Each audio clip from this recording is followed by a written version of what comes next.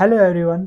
आज हम देखेंगे इंडिया के energy sources like solar, wind, thermal coal, nuclear, ठीक है, हाइड्रो एंड डीजीसेट।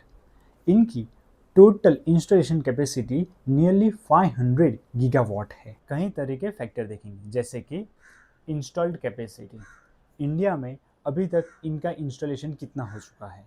ओके। दूसरा होगा प्लांट लोड फैक्टर, मीन्स समझिए हमने जितना भी इंस्टॉल किया है तो ज़रूरी नहीं है कि उतना ही हमें बैकअप में मिलेगा, तो वो प्लांट लोड फैक्टर देखेंगे सबका। फिर है लैंड रिक्वायरमेंट पर मेगावाट, 1 मेगावाट के लिए लैंड कितनी रिक्वायरमेंट होगी। फिर है कॉस्ट पर मेगावाट, कि 1 मेगावाट रखने के लिए कितना कॉस्ट लगेगा अपने को। फिर है CO2 immersion per unit, CO2 immersion कि कितना रहता है सबका। जितना भी कम रहेगा CO2 इमिशन उतना अच्छा है, और वर्ल्ड बैंक भी उनको ही फाइनेंस देती है जिसका CO2 कम से कम रहता है। फिर देखेंगे हम पर यूनिट कॉस्ट कितना प्राइस पड़ेगा अपने को, और वो कौन सी टेक्नोलॉजीज़ है, ठीक है। लेकिन हम बाइफरगेट किया है कि सबसे ज़्यादा किस कौन इंस्टॉलेशन कैपेसिटी है पर गीगावाट के हिसाब से, मीन्स गीगावाट। तो हमने देख रहे हैं कि सबसे ज़्यादा इंस्टॉलेशन कैपेसिटी है अपने कोल की, ठीक है। तो कोल थर्मल की इंस्टॉलेशन कैपेसिटी है 250 गीगावाट, और प्लांट लोड फैक्टर है 70%, और रिक्वायरमेंट पर मेगावाट उसका 1 एकड़ है, मतलब कि 1 एकड़ चाहिए मेगावाट बनाने के लिए। कॉस्ट पर मेगावाट है इन करोड़, 3 करोड़, मतलब कि 3 करोड़ चाहिए एक मेगावाट बनाने के लिए, और पर यूनिट कॉस्ट अपना ₹4 आ रहा है।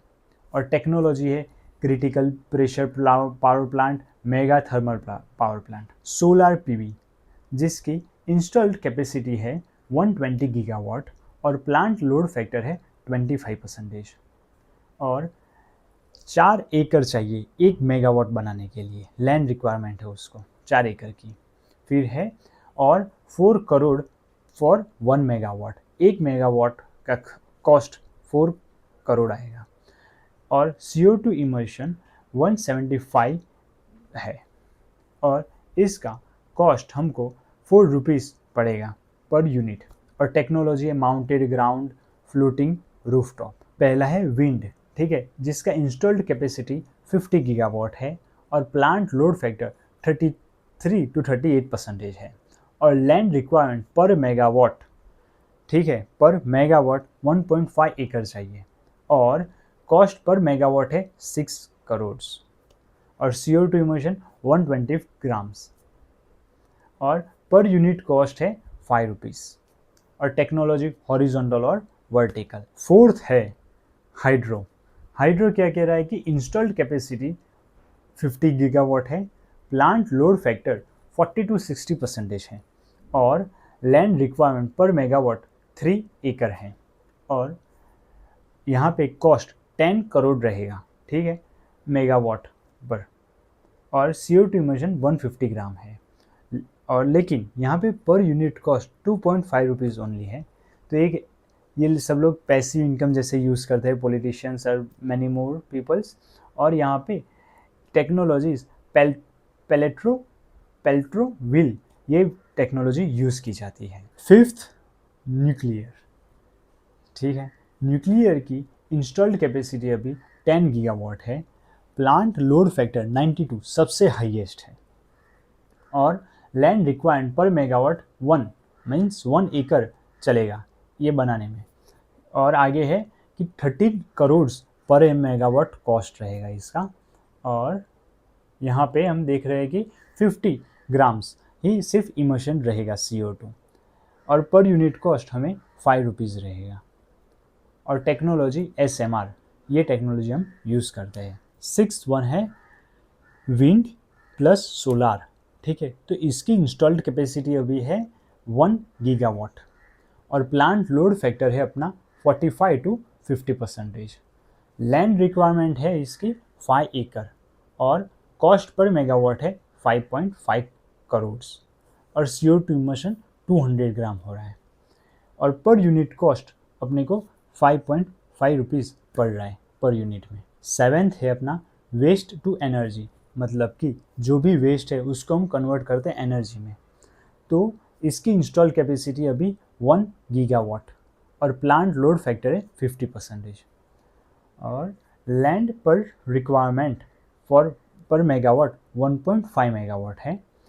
20 करोड़ कॉस्ट है 1 मेगावाट बनाने में। 450 ग्राम्स CO2 इमर्जन है पर यूनिट का। 11 रुपीज़ हमें कॉस्ट पड़ता है यहाँ पे, तो ये भी सेकेंड हाईएस्ट रहेगा 11 रुपीज़। हम देखेंगे उसका कंपैरिजन भी। फिर आया अपना DG set.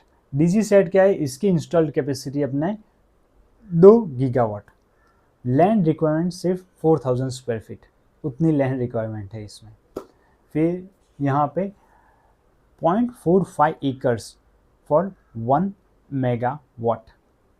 The next 900 grams immersion of CO2 per unit, and 12 rupees is the 32 rupees is the cost per unit. तो हम एक कंपैरिजन करें एक तो पर यूनिट कॉस्ट के हिसाब से, तो हम देख सकते हैं कि DG सेट है उसका 32 रुपीज़ कॉस्ट आ रहा है, और सबसे कम अपने को सोलार PV और कोल थर्मल हो रहा है, ठीक है। लेकिन हमें रिन्यूएबल में जाए तो सोलार PV सबसे कम दे रही है, और उससे भी कम है अपने पास है 2.5 फॉर हाइड्रो, जो वाटर से एनर्जी हम बनाते हैं, तो उसका कॉस्ट 2.5 रुपीज़ है। और दूसरा हम कंपेरिजन CO2 इमिशन करेंगे पर यूनिट का, जो हम देख रहे हैं कि कोल थर्मल मीन्स 1100 ग्राम कोल थर्मल प्रोड्यूस करता है कार्बन डाइऑक्साइड, ठीक है। और लेकिन कोल थर्मल हम फ्लाई ऐश भी यहाँ से ही हम लोग निकालते हैं। फिर दूसरा है सबसे कम CO2 इमर्जन 50 ग्राम्स, जो प्रोड्यूस करता है न्यूक्लियर एनर्जी, ठीक है। तो यही था। अगर आपको लगता है इन फ्यूचर कौन डोमिनेट करेगा, कौन सबसे आगे जाएगा, तो please comment it. Thank you.